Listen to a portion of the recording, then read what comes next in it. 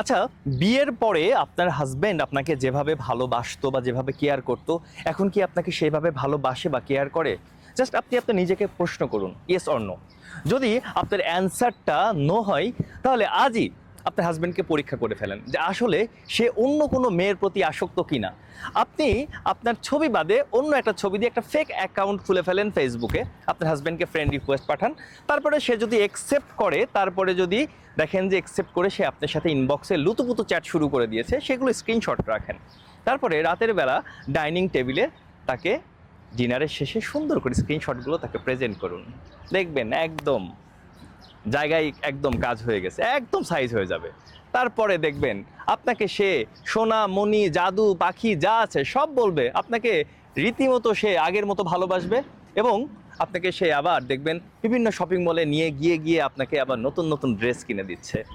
যদি এরকম হয় তাহলে আমাকে কিন্তু জানায়েন প্লিজ।